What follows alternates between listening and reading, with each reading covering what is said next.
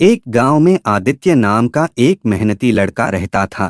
वह प्रतिदिन जंगल में जाकर लकड़ियों को काटता और उन्हें घर लाकर कुछ लकड़ियों को जलावन में उपयोग करता और कुछ को बेच भी दिया करता था।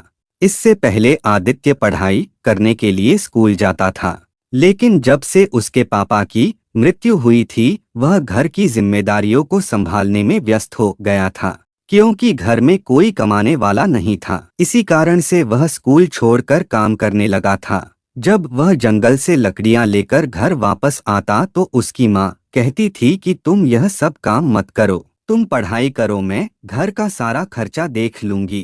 तभी आदित्य कहता है कि माँ, तुम अब बूढ़ी हो चुकी हो, तुम काम कैसे करोगी, इसलिए मुझे काम करने दो।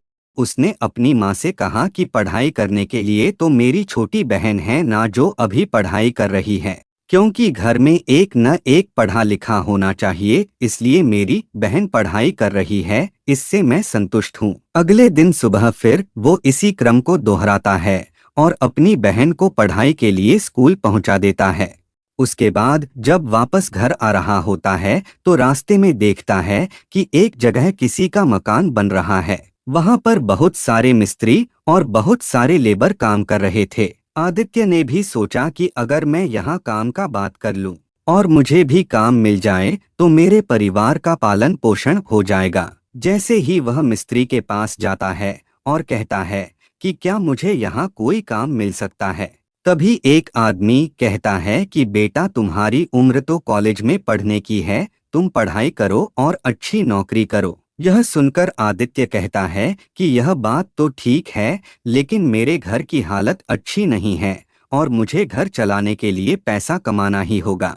तभी वह राजमिस्त्री कहता है कि मेरे पास तो तुम्हारे लिए कोई काम नहीं है, मेरे पास सिर्फ मजदूरी का काम है। अगर तुम चाहो तो मेरे पास मजदूरी का काम कर सकते हो, क्योंकि यही काम मेरे पास उपलब्ध है। यह सुनकर आदित्य बहुत खुश होता है और वह काम खुशी खुशी करने लगता है। यहाँ से ही उसकी जिंदगी की असली कहानी शुरू होती है। रोजाना वह मिस्त्री के पास आता था और अपना काम अच्छे ढंग से किया करता था। धीरे धीरे वह मिस्त्री के काम में भी हाथ बटाने लगा था। यह देखकर वहां काम करवा रहे घरवाले ने कहा कि बेटा, तुम तो बहुत अच्छा काम कर लेते हो, जब से तुम काम पर आ रहे हो तब से मेरा काम बहुत जल्दी होने लगा है और तुम भी अपना काम बखूबी कर रहे हो। यह सुनकर आदित्य खुश होता है और कहता है कि यहाँ मुझे मेहनत करने में कोई दिक्कत नहीं है। तभी वह घर वाले कहते हैं कि आज से तुम मिस्त्री के साथ ईंट की जुड़ाई का काम करना सीखो।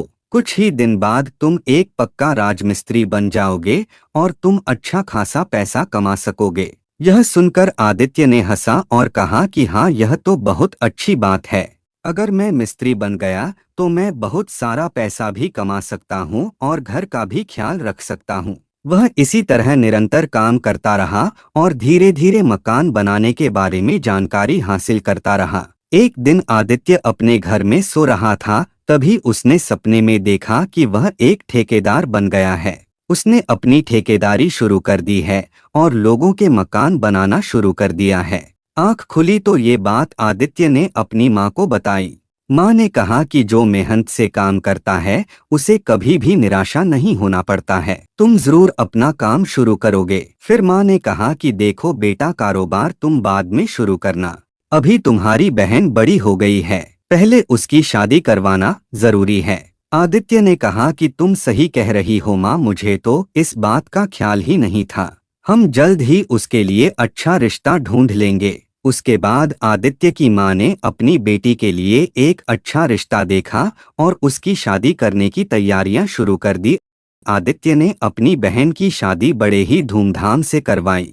उसके बाद आदित्य ने कहा कि मेरा एक सपना तो पूरा हो गया और एक सपना बाकी है। आदित्य ने अपनी माँ से कहा कि माँ, अब मैं कारोबार शुरू करूंगा जिसका नाम आदित्य कंस्ट्रक्शन रखूंगा। माँ ने सहमति जताई और कहा, हाँ, मेरा आशीर्वाद तुम्हारे साथ है, तुम बहुत ज्यादा तरक्की करोगे। एक दिन की बात है, वह अपने उसी मिस्त्री के पास जाता है और कहता है कि मिस्त्री जी, मेरा एक सपना है कि मैं अपना खुद का बिजनेस स्टार्ट करूं। यह सुनकर मिस्त्री कहता है कि तुम्हारा तो बड़ा अच्छा ख्याल है, ये लो एक पता और उसके घर चले जाओ। वह एक अच्छा मिस्त्री है।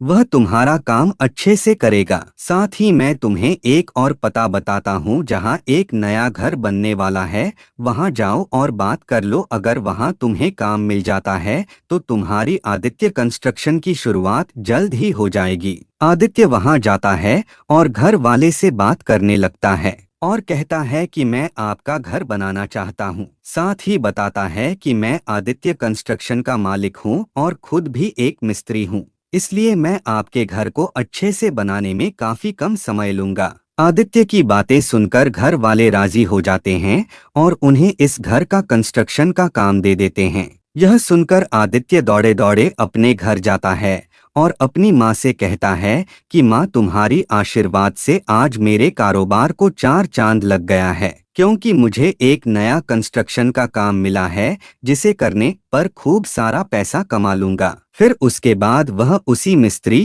के पास जाता है और उसको धन्यवाद कहता है।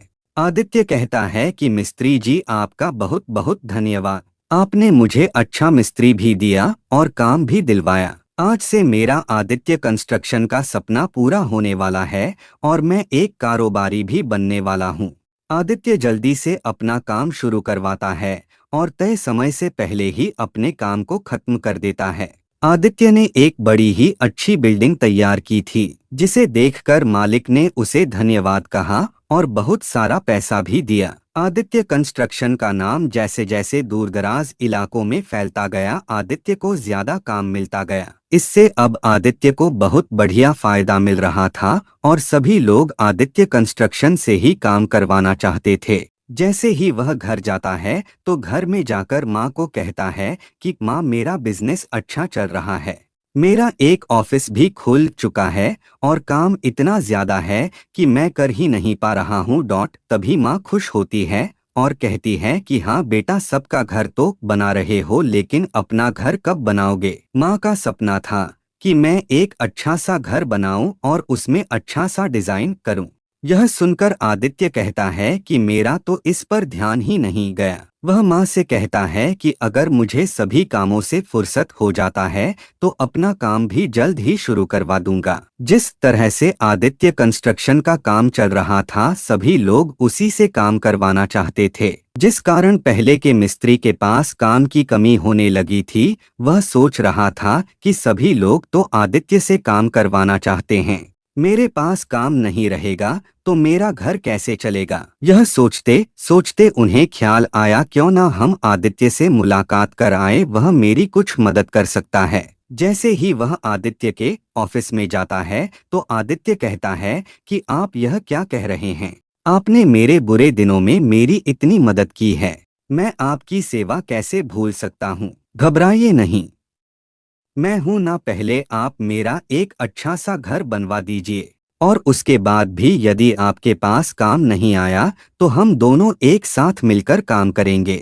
यह सुनकर पहले वाला मिस्त्री बहुत खुश होता है और आदित्य के लिए एक सुंदर सा महल बनाता है। एक दिन आदित्य जब सोकर उठा तो उसकी माँ कहती है कि बेटा, घर में तो सारी चीजें हो गई हैं, अब किसी चीज की कमी नहीं है, लेकिन मैं बूढ़ी हो गई हूँ और अब मुझसे कोई काम भी नहीं होता। अच्छा होगा कि तुम शादी कर लो और एक अच्छी सी बहू लाओ जो मेरा ख्याल भी रखेगी और मेरे काम में हाथ भी बटाएगी। तभी आदित्य कहता है कि तुम सही कह रही हो माँ, बस कुछ दिनों की बात है, तुम एक अच्छी सी लड़की ढूंढो, फिर मैं तुम्हें एक अच्छी बहू ला कर दूंगा। यह सुनकर माँ का मन खुश हो जाता है और एक अच्छी लड़की ढूंढकर आदित्य की शादी कर देती है और इस प्रकार आदित्य को उसकी मेहनत का फल मिलता है और उसकी जिंदगी खुशी खुशी गुजरने लगती है।